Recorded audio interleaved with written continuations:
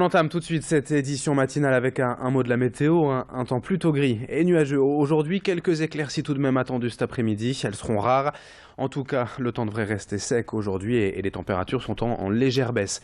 Elles restent très douces, quand même 13 degrés pour les maximales.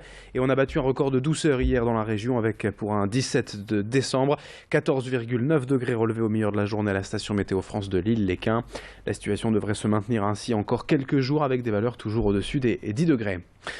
Pour démarrer ce journal en images, la maraude des Restos du Cœur hier soir à Lille avec notre journaliste Louis Caillé qui est allé accompagner les bénévoles de l'association à la recherche des personnes en difficulté vivant et dormant dans la rue. Chaque soir, le camion est rempli de sandwichs, de soupe, de café, de nécessaires de toilette et des couvertures.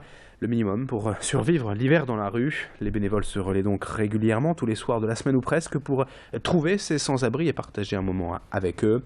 Plusieurs dizaines de personnes sont ainsi réconfortées chaque soir. Une présence sur le terrain essentielle pour suivre les sans-abri et garder un contact humain.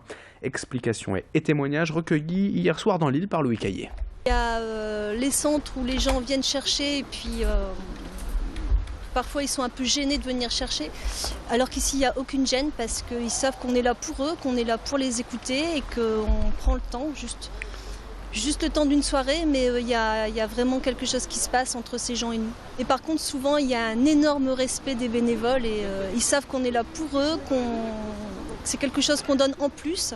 C'est quelques heures, mais ça leur apporte beaucoup et à nous aussi.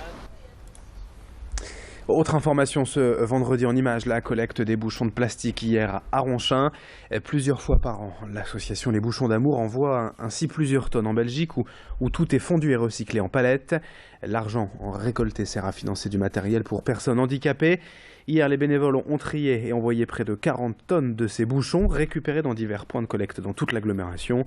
Et cette année, grâce à cela, l'association a déjà aidé 9 personnes avec 6 700 € récoltés. Une trentaine de bénévoles ont travaillé pour cela hier, à accompagner des jeunes footballeurs du centre de formation du LOSC.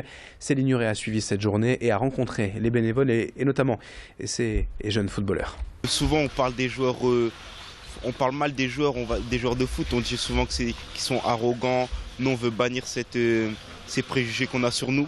Donc on vient faire des œuvres et puis ça nous fait du bien aussi à nous. Je pense aussi aux personnes qui n'ont pas la chance de marcher comme nous. Nous, déjà, marcher, c'est quelque chose de formidable. En plus, jouer au football, notre passion, c'est émerveillé. Avant, ils étaient venus au centre de formation, ils nous avaient expliqué les causes et ça nous avait tous touchés. Parce que c'est pour des personnes dans le besoin. Ça change de d'habitude, donc ça nous permet de rigoler, de sortir un peu du centre, de voir autre chose. Et là en plus, on s'est un peu jeté dans les bouchons des fois, donc c'était marrant. Allez, 7h33 en direct sur Grand Lille TV. Dans le reste de cette édition, une autre opération de solidarité ce week-end et c'est la période après tout. Pour la première fois, la discothèque Le Macumba à Onglo a décidé de s'associer au Secours Populaire en offrant l'entrée gratuite ce week-end à tous les clients qui viendront avec un jouet neuf. Une opération baptisée un Noël pour tous et dont l'objectif est de faire plaisir aux enfants les plus défavorisés. Le Macumba existe depuis 40 ans, c'est la boîte de nuit la plus ancienne dans l'agglomération.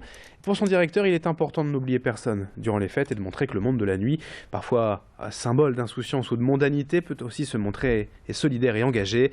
Explication au micro d'Edith Gunaï. Une clientèle,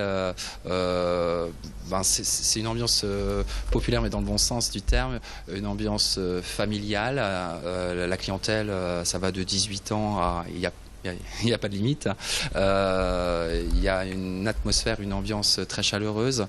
Donc je pense que cette action, en tout cas je l'espère, va être une réussite. Tout le monde est gagnant, bien sûr. Déjà les enfants, bien sûr, et puis les clients qui viennent s'amuser gratuitement. Et puis le Macumba est heureux de faire cette action. On termine avec ces images de la toute nouvelle exposition du Palais des Beaux-Arts de Lille, inaugurée hier et baptisée Générosité. L'expo met à l'honneur une soixantaine d'œuvres offertes au musée depuis 2003. des dons de particuliers, d'entreprises, de collectionneurs ou encore d'artistes. Et tous étaient bien sûr présents hier lors du vernissage en compagnie de Martine Aubry. Et parmi les artistes exposés, Georges Jeanclos et ses modèles pour le portail de Notre-Dame de la Treille ou encore Éric Demazière qui offre au Palais des Beaux-Arts 8 de ses gravures. Toutes ces œuvres, en tout cas un heureux mélange de peinture, sculpture, dessin et photos, rejoindront les collections permanentes du musée à la fin de l'exposition. On écoute le directeur du musée lui-même au micro de Clotilde Le Guévac. On s'est beaucoup interrogé sur quel devait être le titre. Voilà. Le titre habituel dans ce type d'exposition, c'est les nouvelles acquisitions. Voilà. Mais ça, c'est un titre, je dirais, que comprennent les professionnels, les mondes des musées. Et en fait, nouvelles acquisitions, ça peut aussi bien être des œuvres qui sont achetées, qui sont données. Et donc là, c'était autre chose, puisque c'était des œuvres, uniquement les œuvres qui nous étaient données. Et finalement, après réflexion, on s'est dit, mais finalement, quel est le plus beau mot pour exprimer le don, le fait de donner sans contrepartie, sans intérêt financier, c'est la générosité. Voilà, d'où cette idée qui s'est imposée finalement, qui était d'intituler cette exposition « Générosité ».